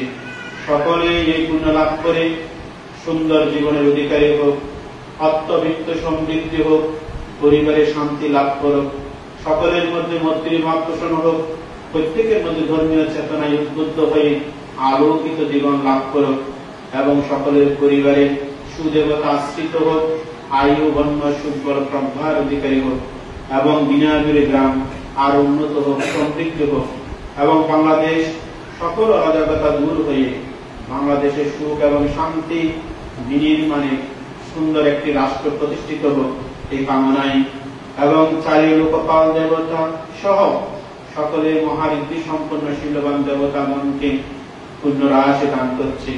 সকল দেবগণ আমাদের সকলের প্রতি প্রসন্ন হয়ে সকল আপদ বিপদ অন্তরায় থেকে রক্ষা করুক এই কামনায় পুণ্যরাশি দান করছি। আপনারা যারা ধর্ম দেশনা শ্রবণ করার জন্য এসেছেন, আপনারা প্রত্যেকেই সুন্দর এই ধর্ম দেশনা শ্রবণের মাধ্যমে প্রত্যেকের মনের মধ্যে ধর্মীয় চেতনায় প্রবুদ্ধ হয়ে আগামী দিনে আপনারা প্রত্যেকে ধ্যান অনুশীলন করার জন্য মন স্থির মনসংকল্প তৈরি করে আপনাদের চিত্ত আকাঙ্ক্ষা পরিপূর্ণ হোক এই কামনায় সকলকে পুনরাশ দান করছে। আপনারা আমাকে পুণ্যদান করবেন, আমি যেন সুস্থ থেকে বুদ্ধির শাসন সাবধান রক্ষা করে এবং বুদ্ধির সেই চতুরাজ্য সত্য দর্শন করে যেন প্রতীত সমুৎপাদ নীতি অনুধাবন করে আমার এই বিক্ষুব্ধ জীবন যেন সুন্দর এবং সফল সার্থক হয়। সকল অশুভ মারের প্রভাব থেকে, সকল অশুভ আমাদের শারীরিক অসুস্থ থেকে, দুর্বলতা থেকে মুক্ত হয়ে পরমাত্ম সত্যের জ্ঞানের অধিকারী হয়ে আপনারাও সুখী হন, আমিও সুখী হই, সকলে মৃত্যু সঙ্গ সুখী হোক এ কামনায় সকলকে মৈত্রীময় চিত্তে আশীর্বাদ পুণ্যদান করছে। তিনবার সাধুবাদী পুণ্যদান পুণ্যমোদন করুন।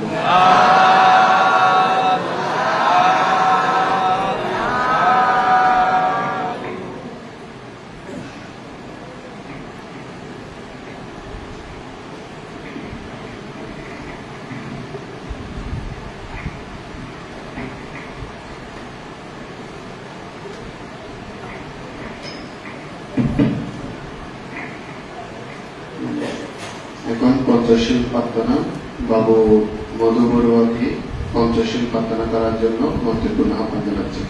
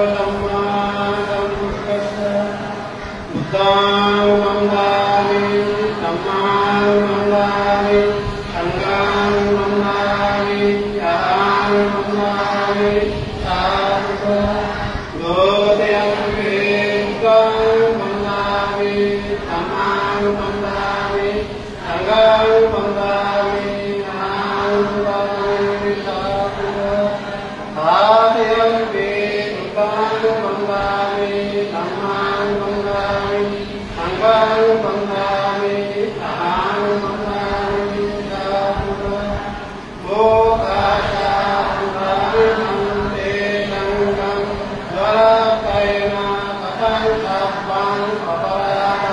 Amado Mante Sango Dhotyampi Yokasha Mantari Mante Sanga Varapaina Katam Japang Aparadam Amado Mante Sango Adyampi Yokasha Mantari Mante Sanga Varapaina Katam Japang Aparadam Amado Kasha mayang pante kisharanasa kamsasagam dhamma yasama anantatva sigandaya no mante dhotyampi kasha mayang pante kisharanasa kamsasagam dhamma yasama anantatva sigandaya no mante tadyampi kasha Pante Kisharanasa Ansashidan Dhamman Yasama Mahankatva Siddhantaka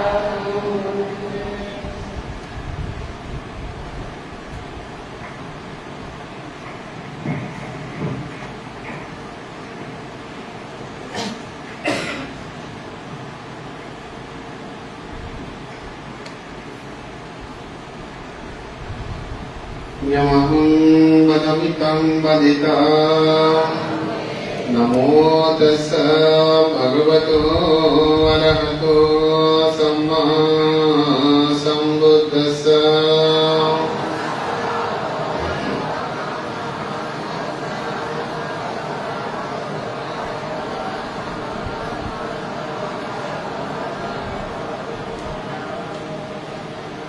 Buddhaṃ saranam gacchāmi Dhammāṃ saranam gacchāmi Saṅghāṃ saranam gacchāmi Dutiyampi Buddhaṃ saranam gacchāmi Dutiyampi Dhammāṃ saranam gacchāmi Dutiyampi Saṅghāṃ saranam gacchāmi Tatiyampi Buddhaṃ saranam gacchāmi Tatiyampi Dhammāṃ saranam gacchāmi Tatiyampi Saṅghāṃ saranam gacchāmi Tisarana-gamanam sampunnam Panatipata viramaniya sikkhapadam samadhiyami Adinnadana viramaniya sikkhapadam samadhiyami Kamesu viccasara viramaniya sikkhapadam samadhiyami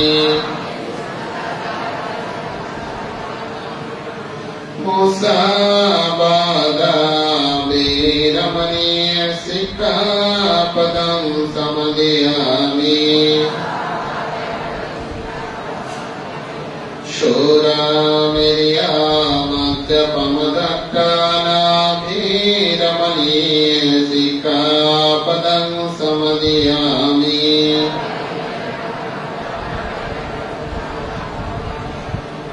Shadu shadu shadu imam tisaranena saha panchasilam dhammam sadhukam surakitam katva appamadena silam sampadita Namo tassa bhagavato arahato samma sambuddhassa Namo tassa bhagavato arahato samma sambuddhassa Namo tassa भगवतो अरहतो सम्मा सम्बुद्धस्सा सपावमङ्गलं उपदावदुन्निमितं सपीतिरोगगहदो समशीसनिन्दा सपन्तराय वयदुस्सपिनं अखण्डं बुद्धानुभावपरिण पयतु नासं सपावमङ्गलं उपदावदुन्निमितं सपीतिरोगगहदो समशीसनिन्दां सपन्तराय वयदुस्सुपिनाकन्दं धम्मानुभावपरिण पयातु नासं सपावमङ्गलमुपदावदुन्निमितं सपीतिरोगगहदो समशीसनिन्दां सपन्तराय वयदुस्सुपिनाकन्दं सङ्घानुभावपरिण पयातु नासं इतेन सस्वजेनां सोतु ते होतु सम्पदाम् इतेन सस्वजेनां सब्बदुःखारो अभय अन्तरायाय उपदावा विनाशन्तु इतेन सस्वजेनां होतु ते जयमङ्गलं ते।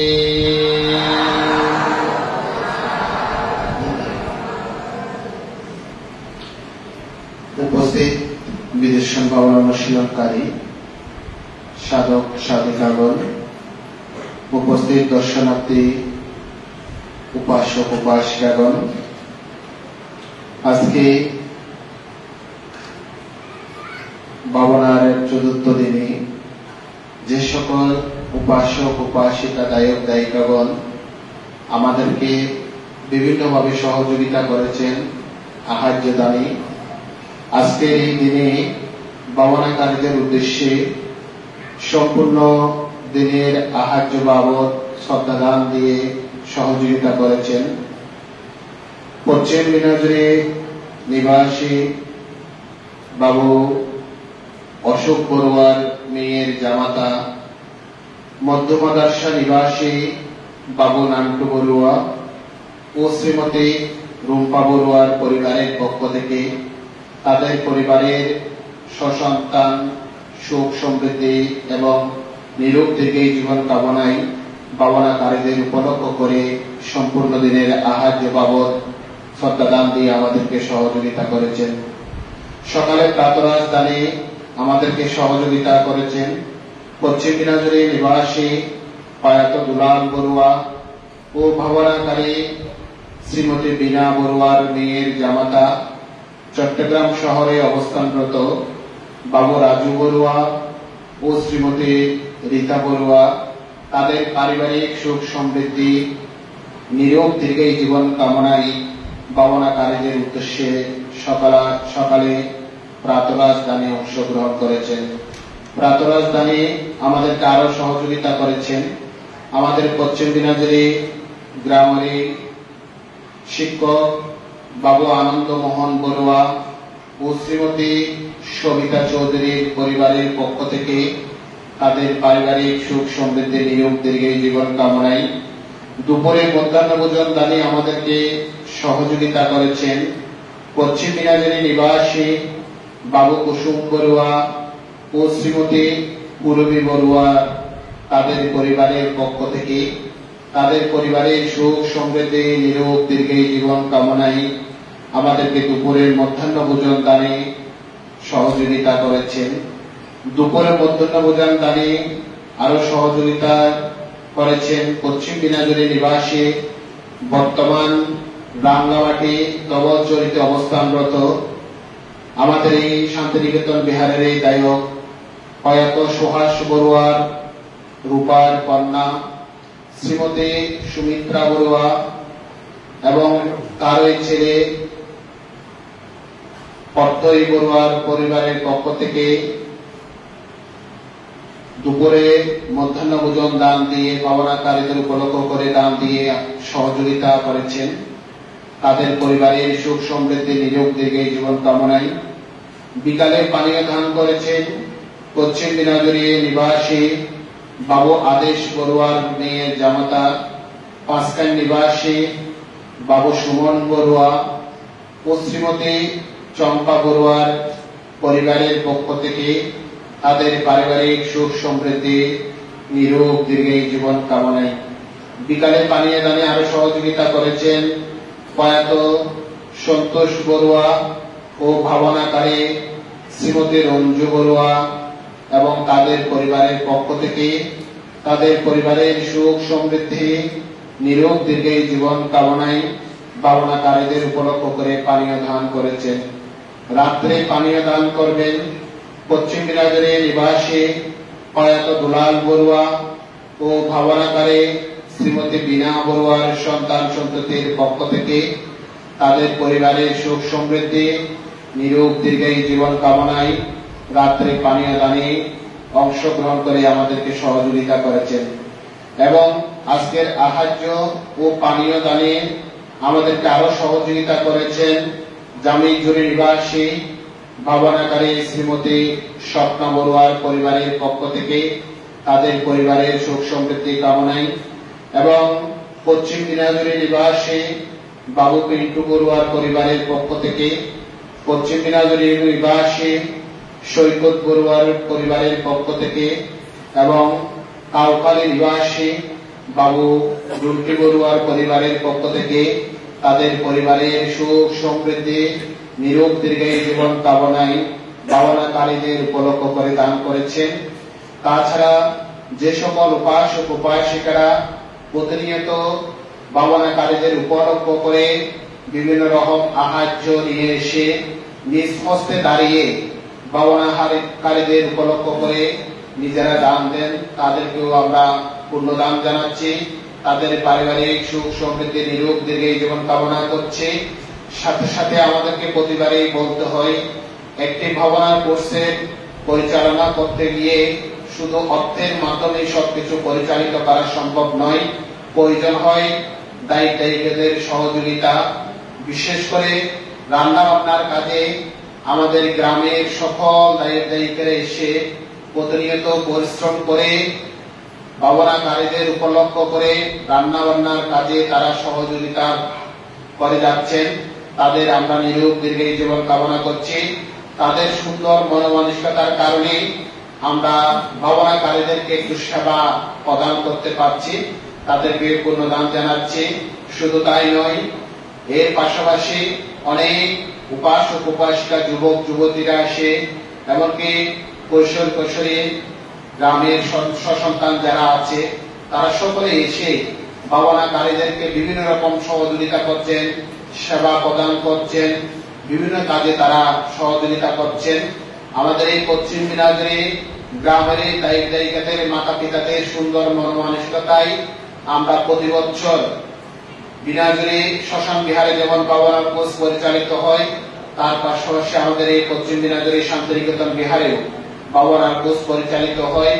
একমাত্র এই গ্রামের সকল দায়িত্ব দায়িকাদের সুন্দর মনোমানসিকতার কারণে আমরা তাদেরকে পূর্ণদান জানাচ্ছি, তাদের পরিবারের সুখ সমৃদ্ধি কামনা করছি এবং যে সকল ভাবনাকারীগণ দূর দূরান্ত থেকে এসে আমাদের এই পশ্চিম দিনাজপুর গ্রামে এসে পশ্চিম দিনাজপুর শান্তিনিকেতন বিহারে এসে ভাবনা করার জন্য এখানে উপস্থিত হয়েছেন, তাদের পক্ষ থেকেও আপনাদেরকে পূর্ণদান জানাচ্ছি। আপনারা প্রত্যেকে সাধুবাদ দিয়ে পূর্ণদান করুন। এখন জল ঢেলে পূর্ণদান করুন।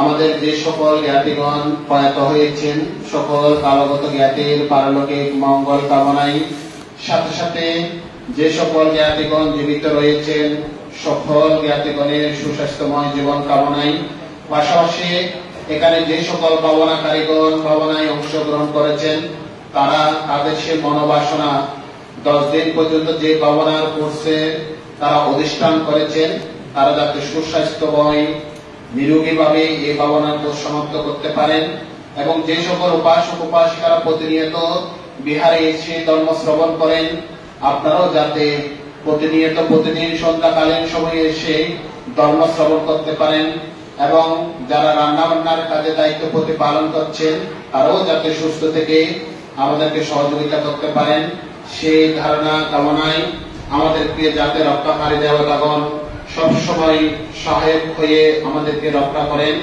তাদেরকেও পুণ্যদানের মানুষের কোন প্রত্যেকে জলদারি পুণ্যদান করুন।